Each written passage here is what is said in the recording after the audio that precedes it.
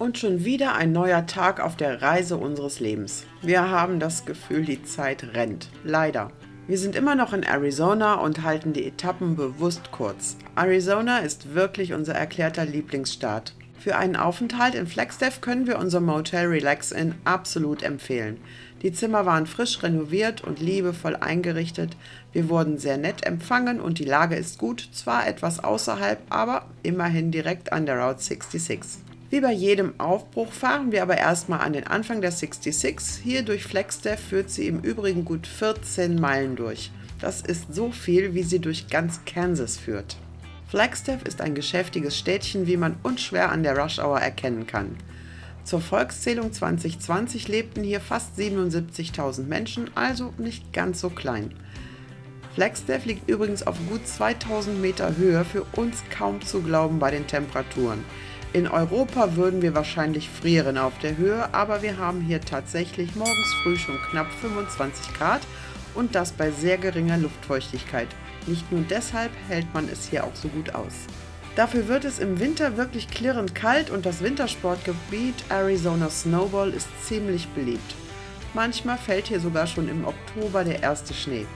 Flagstaff heißt übersetzt übrigens Flaggenmast und der Name kommt wahrscheinlich von Siedlern, die auf ihrer Reise in den Westen den Unabhängigkeitstag feiern wollten und dafür einen Baum köpften, um die Flagge zu hissen. Sie zogen irgendwann weiter, der Mast blieb stehen.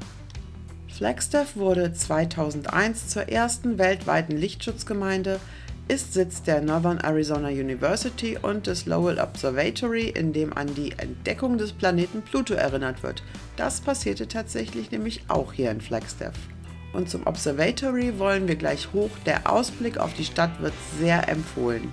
Bevor es aber zum Observatory geht, halten wir am Amtrak-Bahnhof, an dem auch täglich der Southwest Chief hält. Das ist aber nicht der Grund für unseren Halt, wir haben ein Date mit zu Hause. Hier gibt es nämlich eine Webcam und wir haben meinen Eltern versprochen, dort in die Kamera zu winken. Hat sogar funktioniert, wie man sieht.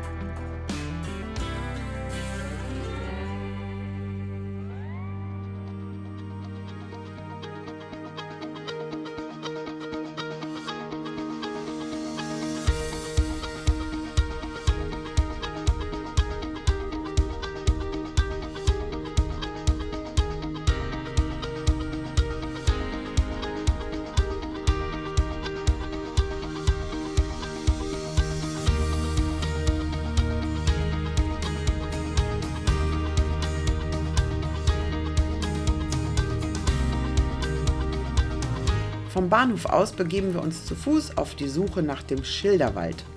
Dieser Schilderwald kursiert immer mal wieder gern in Foren und Gruppen im Internet. Quasi ein geheimer Fotospot oder wie man das auch immer nennen mag. Aber halt so typisch für hier. Jetzt sind wir schon das 3. Mal in Flagstaff und haben es selbst echt noch nicht gesehen.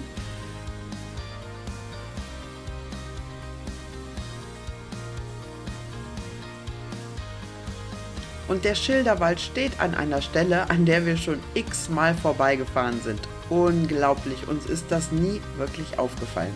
Aber jetzt.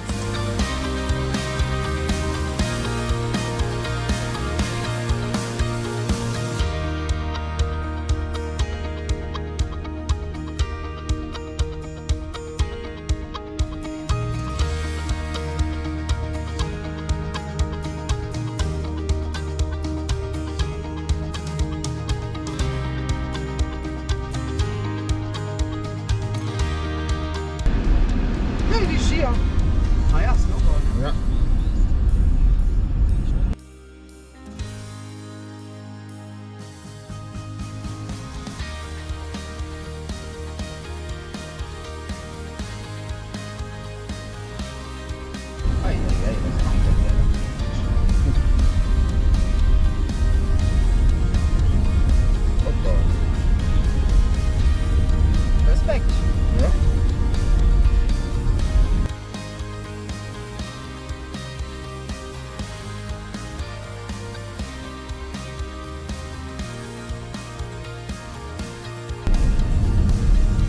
das ist noch schlimmer.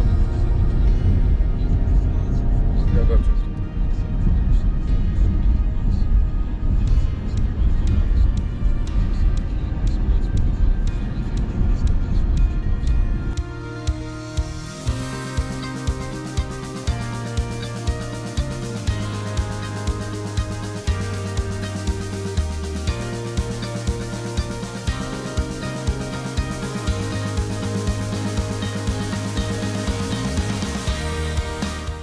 Es geht hoch zum Lowell Observatory, eine schöne Fahrt, aber wir sind mal wieder zu früh unterwegs.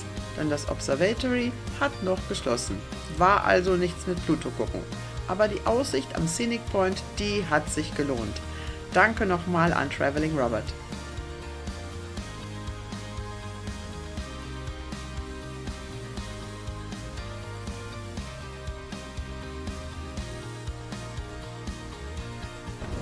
Jetzt fährt ein Zug da unten.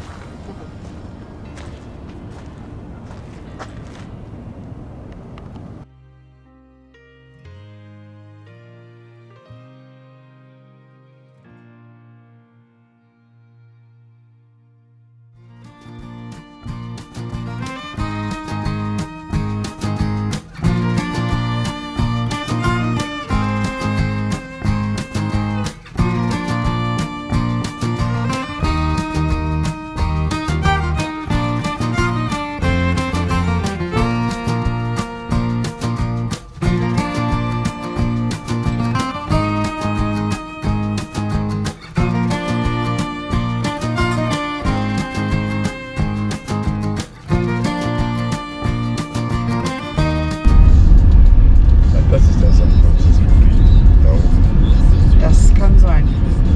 Der ziemlich hoch ist, ne?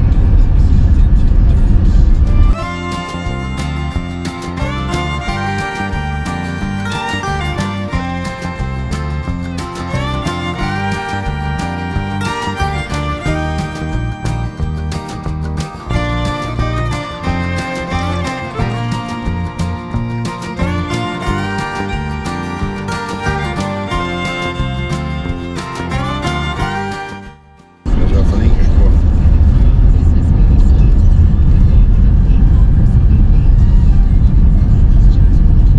Das ist mit diesem Mann, Mufflerman, das ist natürlich jetzt blöd, weil das auf der anderen Seite ist. Ne? Der ist nämlich da. Wir müssten eigentlich auch den HDD, den anderen hier, diesen Habe ich anderen- gestern Abend auch noch dran gedacht, wo die Deutschen drin sind. Ja, Ne? genau. Die auf der Fahne auch unterschreiben. Ja.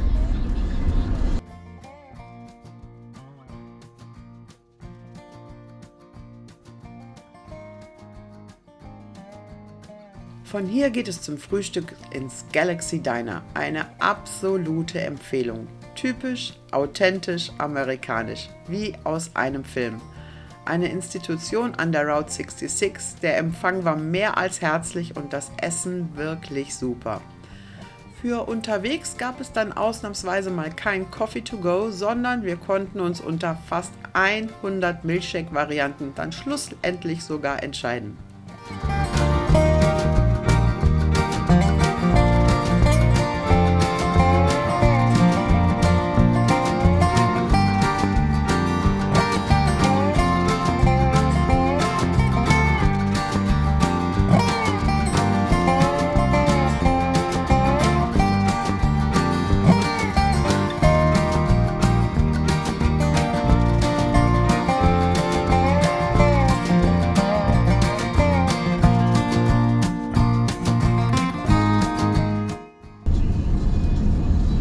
Aber da kann ich mich dran erinnern. Ja. Ich weiß genau.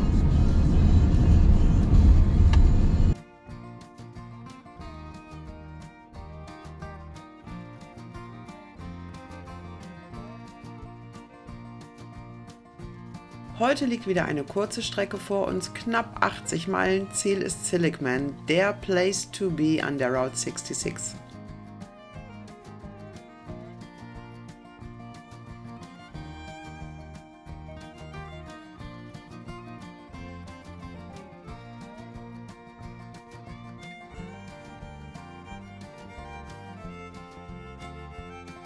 kurz hinter Flagstaff verlassen wir schon wieder die I-40, um den üblichen Abstecher in den Harley-Davidson-Shop in Belmont zu machen. Auch wenn wir keine Biker sind, diese Maschinen faszinieren uns.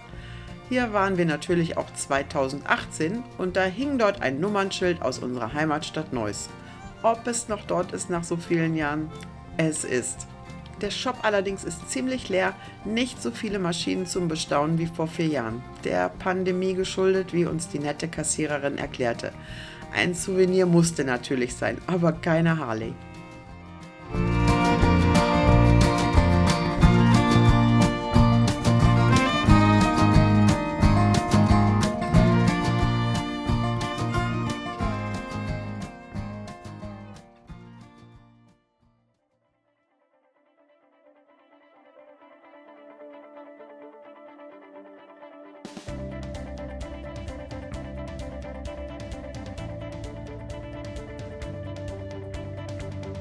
Ja, Tatsache, hier dürfen auch Radfahrer die Interstate benutzen, da wo es ausgeschildert ist und nur auf dem Seitenstreifen. Hallo? Die Interstate ist bei uns eine Autobahn, also wenn man da als Radfahrer unterwegs ist, kommt es direkt in den Nachrichten. Unglaublich, oder?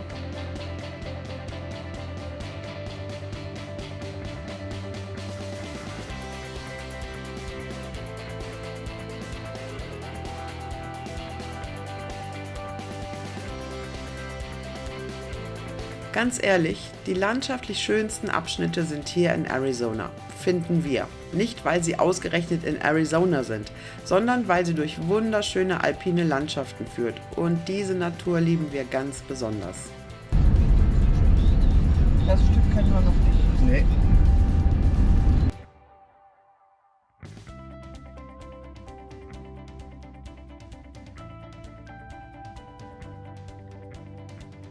Ein kurzer Stop in Parks an dem alten General Store. Der steht hier mittlerweile nämlich über 100 Jahre und versorgt Reisende und Einheimische mit Lebensmitteln und dient als Poststation. Im Inneren war es einfach nur heiß, aber unheimlich liebe Menschen arbeiten dort. Neugierig auf jeden, der hier reinkommt. Vor lauter Gequatsche haben wir tatsächlich vergessen zu filmen und Fotos zu machen. Aber unsere Fahne haben sie dort natürlich gerne signiert.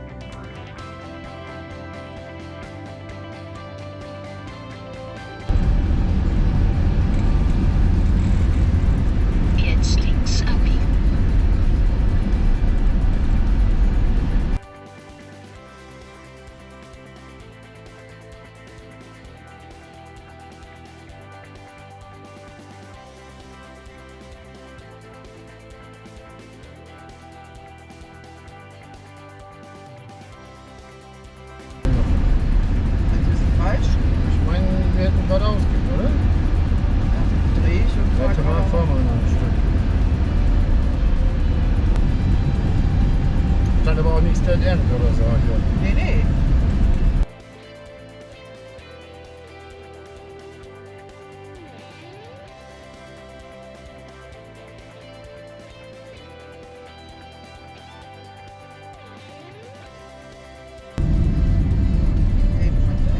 Dann drehe ich.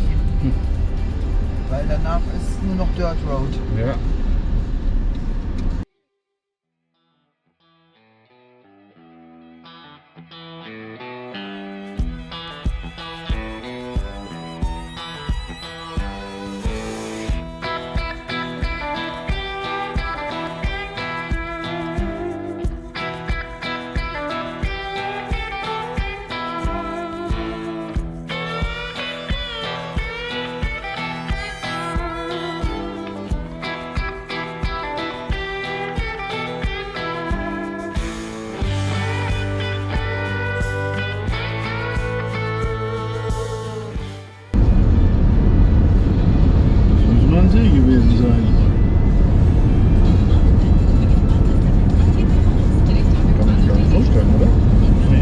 eindeutig blau eingeteilt, sie, oder?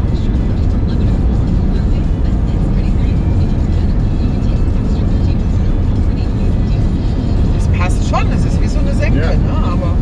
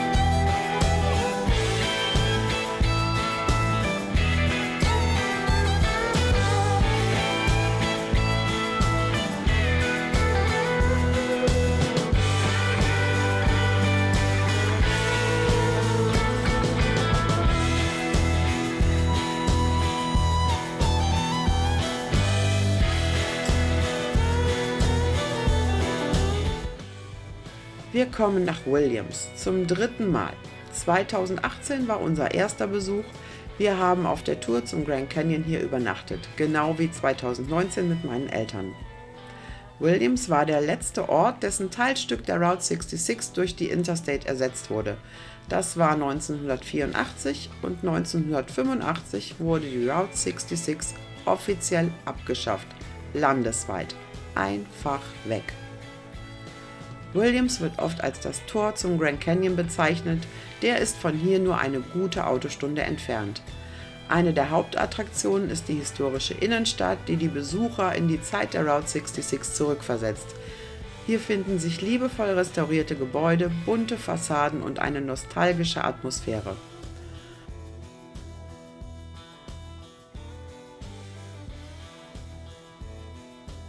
Am schönsten finden wir allerdings hier in Williams den alten Bahnhof, von wo täglich die Züge zum Grand Canyon hochfahren. Da wir hier 2018 bereits ausgiebig Sightseeing gemacht haben, sparen wir uns das heute. Wir blenden aber ab und an mal Bilder von damals ein, auch von der historischen Altstadt. Die ganz alten Waggon. Aber erste Klasse habe ich mal geguckt, der hat dann richtig da $249 pro Nase. Und du hast noch 3 Stunden an den Canyon, ne? ja, du hast nicht lange. Das ist scheiße. Gibt es aber auch mit Übernachtung, glaube ich.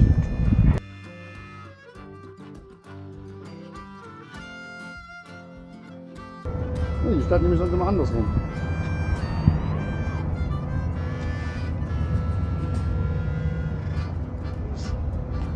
Schon monströs, ne?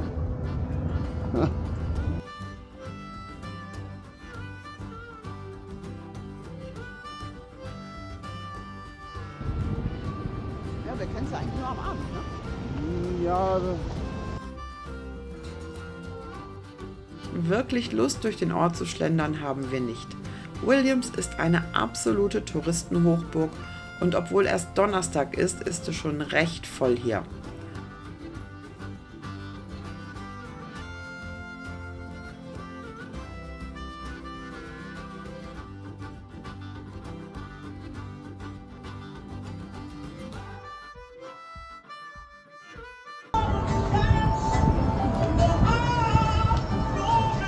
stand der eben aber hier.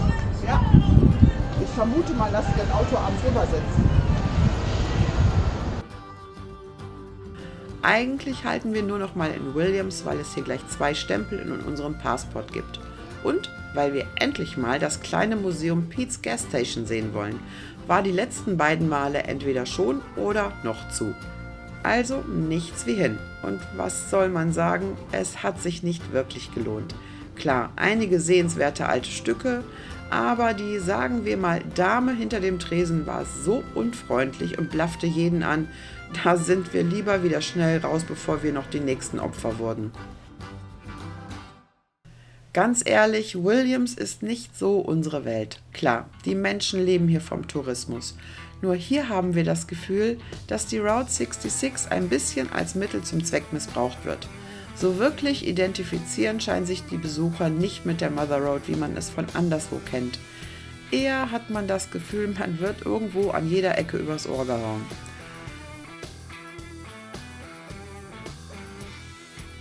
Aber wir drehen noch eine Runde durch den Ort, denn hier führt die Route 66 mitten durch. Und zwar als Einbahnstraße von West nach Ost. Das ist zwar für uns falsch rum, schließlich war der Originalverlauf immer von Ost nach West. Aber hier geht es leider nicht anders.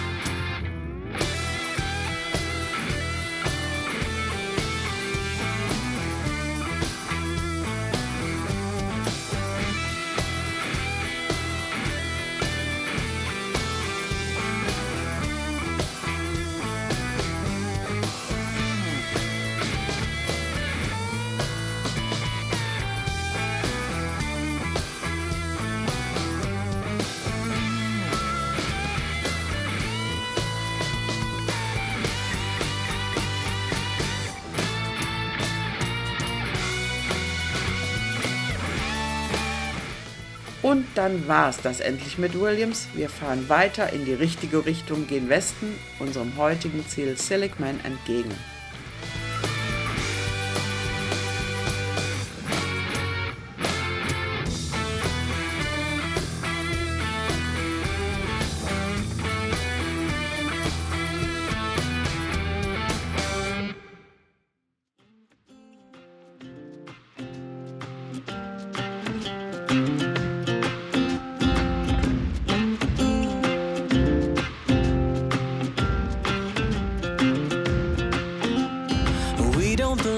Here, I want more out of life. The longer we stay here, our boots get stuck in the mud. Let's pack up a life, baby, and call it a night. 'Cause the longer we stay here, the harder the fight. I said, hey, call it a start by leaving behind what's breaking our hearts. I said, hey, follow the spark. Ain't nothing but a one way.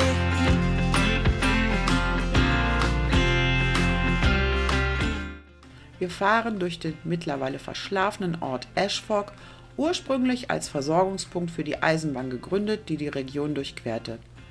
Die Stadt wurde 1882 offiziell gegründet und entwickelte sich schnell zu einem wichtigen Knotenpunkt für den Güterverkehr. In der Blütezeit der Route 66 in den 1930er und 40er Jahren war Ashford ein beliebter Zwischenstopp für Reisende auf dem Weg nach Westen. Die Stadt wird übrigens auch Flagstone Capital of the World genannt, da sie eine bedeutende Rolle in der Produktion von Flaggenstein spielte, einem natürlichen Schiefergestein, das in der Baubranche weit verbreitet ist.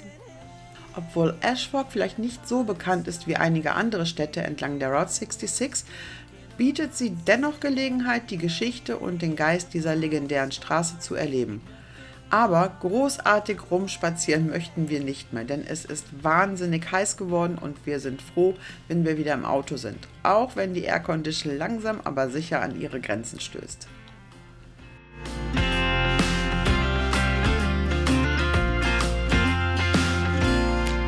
Ain't no worries, don't you worry about a thing. Oh, 'cause as long as we're together, home can be a million different things. I said, hey, yeah, yeah, yeah, call it a start by leaving behind what's breaking our hearts. I said, hey, yeah, yeah, yeah, follow the spark. Ain't nothing but a one way. Hey, yeah, yeah, yeah, call it a start by leaving behind what's breaking our hearts. I said, hey, yeah, yeah, yeah, follow the spark. Ain't nothing but a one way.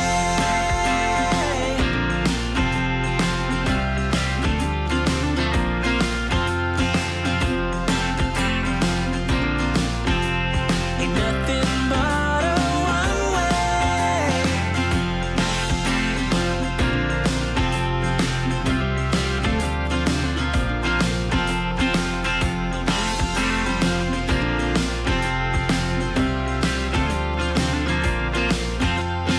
We don't belong here. I want more out of life. The longer we stay here, our boots get stuck in the mud.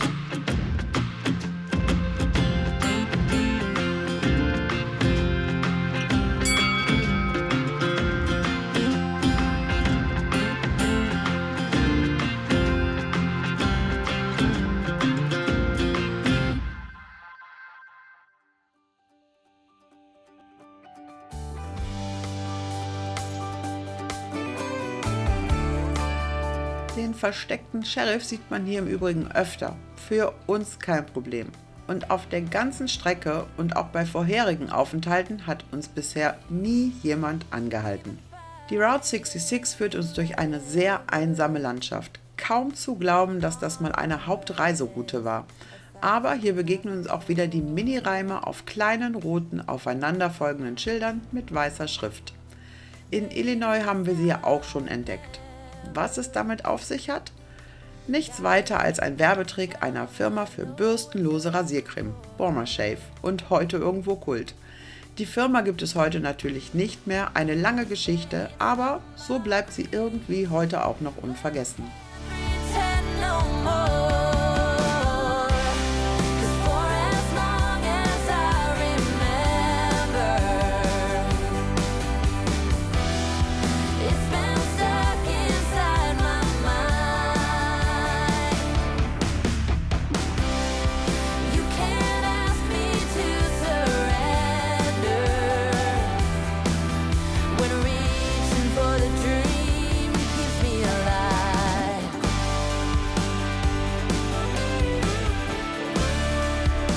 'Cause it's keeping me alive.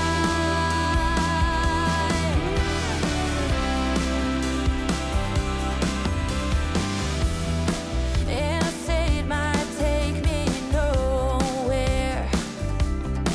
Anywhere is better than the places I have been.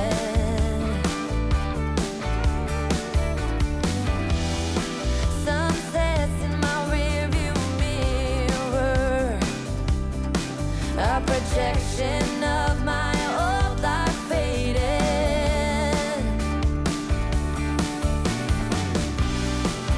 You say it's out of my reach, but I can't pretend no more. Und dann sind wir in Seligman, ein kleiner, aber legendärer Ort, der als Geburtsort der Route 66 bekannt wurde und eine reiche Geschichte hat, die eng mit dieser berühmten Straße und dem Charme des amerikanischen Südwestens verbunden ist. You can't ask me to surrender when reaching for the dream keeps me alive.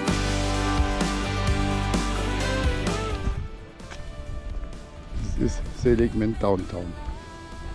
Hier gibt es nur eins. Hier gibt es Downtown und alles Town ist hier zusammen. Lost outside of nowhere.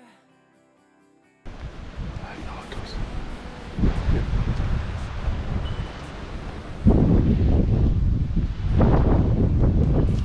Feuerwehr, aber die Fahne weht. Diese Schilder so. Geil, ne? Feuerwehrmann. Da ist sogar Mannequin drin. Ja, ja. Mit Mütze gemalt.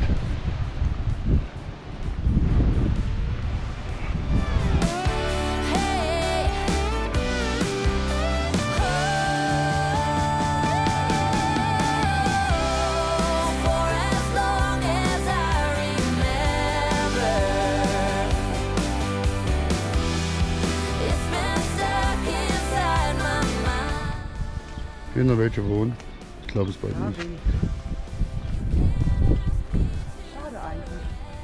So soll dann viel zu schön was machen, ne? Tja, aber der Ort ist halt nur samstags oder am Wochenende.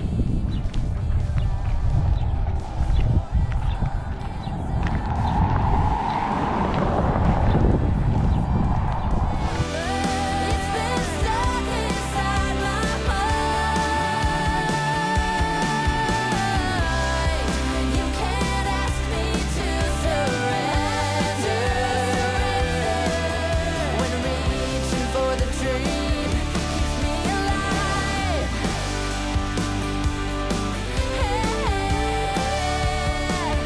Keeps me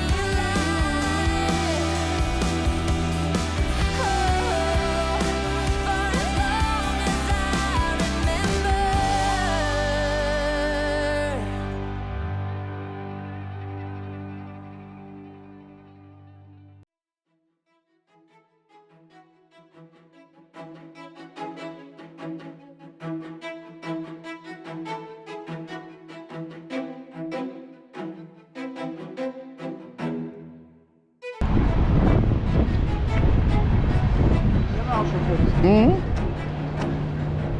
War doch mit dem Klo hier oder was, ne? Weiß ich nicht.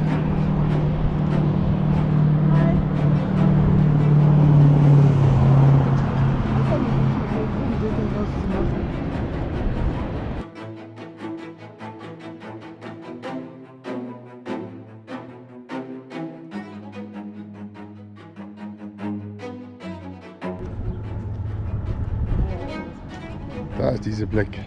Ja, dann sollte man mal reingehen. Also haben die bei geschrieben. So ruselige, richtige Okay. Bar, so weißt du? Ja. Wo ist alle die Flagge, ne?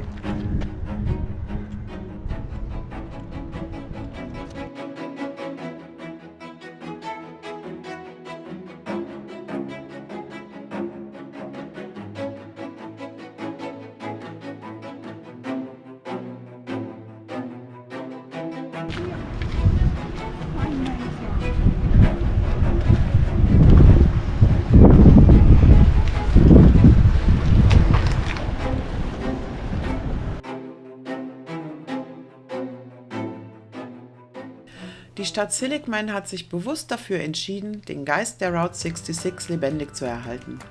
Sie ist berühmt für ihre bunte, retro-inspirierte Hauptstraße, die mit Vintage-Schildern, nostalgischen Souvenirläden und Restaurants im Stil der 1950er Jahre geschmückt ist.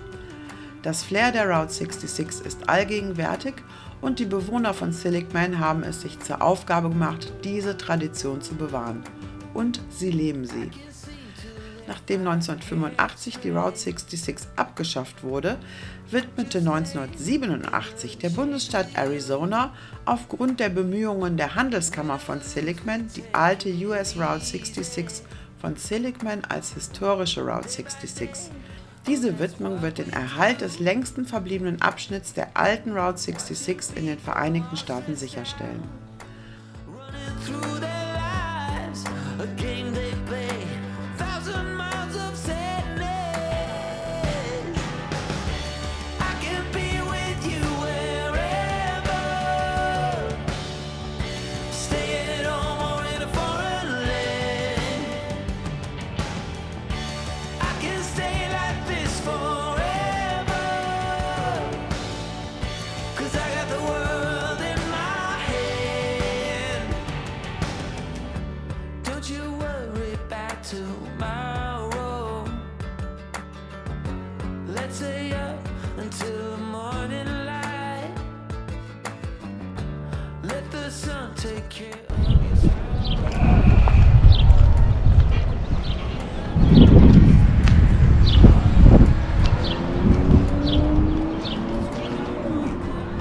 du schon gesessen, Papa und so. Ja.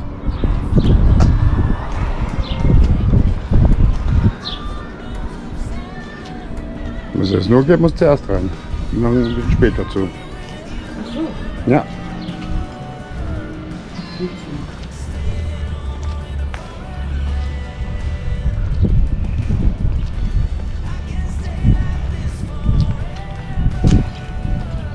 Also ich sehe es nicht mehr. Das stand doch immer hier. Also. Ja.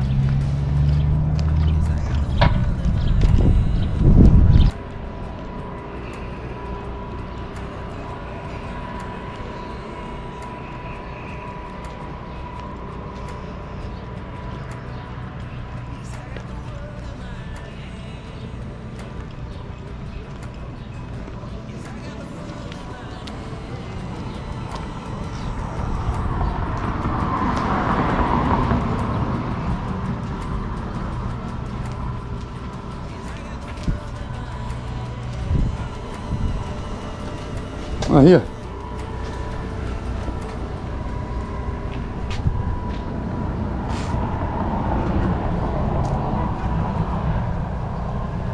Welche nimmst du?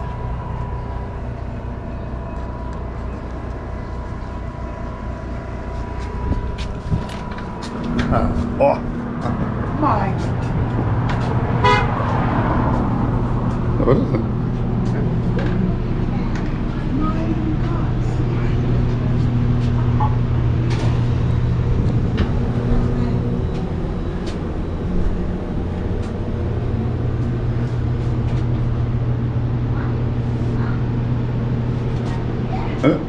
Entschuldigung. Nein, war ja Absicht. Eines der bekanntesten Wahrzeichen in Seligman ist Angel Delgadillos Barbershop. Dieser kleine Friseursalon wurde zum Zentrum der Bemühungen, die Route 66 zu erhalten und zu feiern. Hier können Besucher in die Vergangenheit eintauchen und die Geschichte des Barbiers von Seligman hören. Angel Delgadillo, der hier geboren wurde, aufgewachsen ist und sein ganzes Leben lang hier gearbeitet hat, ist The Guardian Angel of Route 66. Übrigens im gleichen Jahr geboren wie die Mother Road, 1926. Ja, richtig gehört. Und Angel lebt noch heute in Seligman und erfreut sich Gott sei Dank bester Gesundheit. Did he wash good behind the ears? Oh, I don't know. Ask him. I don't know. Hast du dich hinter den Ohren gewaschen? Ja. He Oh, says yes. yes. Oh. Yeah. Yes. Yes, it's okay. Der hat das jetzt. Wir haben ihn 2019 getroffen. Er hat meinen Vater und Thomas rasiert, ganz nach alter Manier und das in dem hohen Alter. Er hat uns so viel erzählt aus seinem Leben und wir sind wirklich dankbar, diesen tollen Menschen kennengelernt zu haben. Sein Laden wird noch heute von seiner Familie betrieben. Angel ist nun endgültig im Ruhestand und den genießt er. Als wir reinkamen, hat uns sein Schwiegersohn wiedererkannt und wir haben uns lange unterhalten. Das ist so schön. Hier gehen jeden Tag so viele Menschen ein und aus und man wird aufgenommen, als ob man nur mal ganz kurz draußen war. Wir waren in dem Fall fast 3 Jahre draußen. Wir freuen uns, wenn wir die Familie Delgadillo in hoffentlich nicht allzu ferner Zukunft nochmal treffen.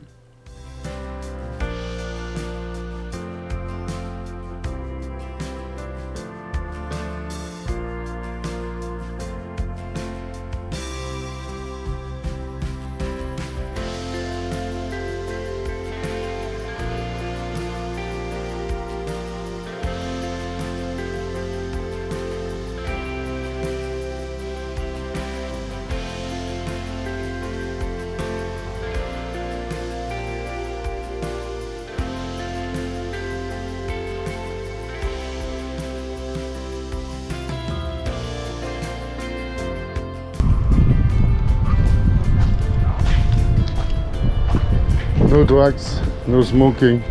Weiß ich nicht, ob die einfach Musik läuft, ja. Ja.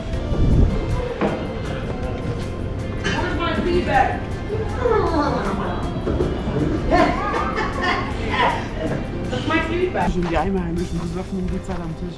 So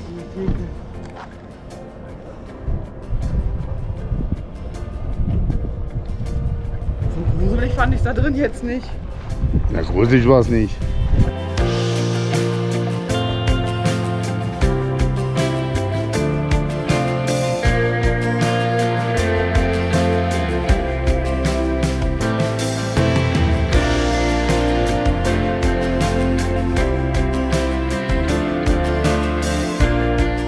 Seligman ist ein Ort, der die Vergangenheit ehrt und den Geist der Route 66 lebendig erhält.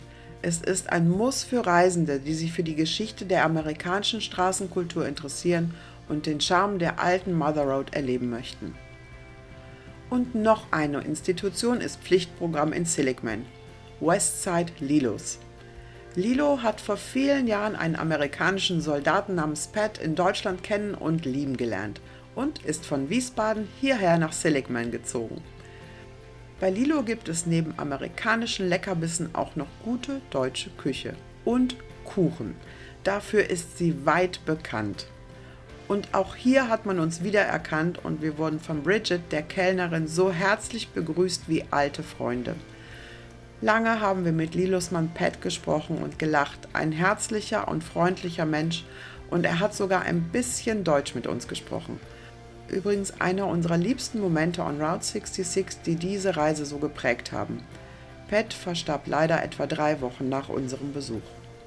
Lilo selbst begrüßt ihre Gäste ebenso herzlich, freundlich, persönlich mit Handschlag und hat immer einige freundliche Worte für jeden, der bei ihr zu Gast ist.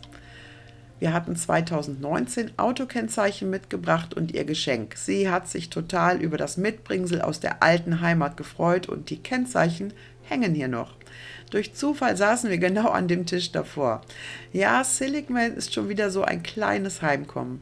Wir lieben diesen Ort und die Menschen hier und genießen die Zeit hier wahnsinnig. Morgen geht unsere Reise weiter. Auch nicht weit, nur bis nach Kingman. Und wir machen einen kleinen Abstecher nach Nevada. Aber dazu mehr in Episode 25. Neugierig geworden? Abonniere unseren Kanal und verpasst keinen Tag von der Reise unseres Lebens. Route 66, the trip of our lifetime.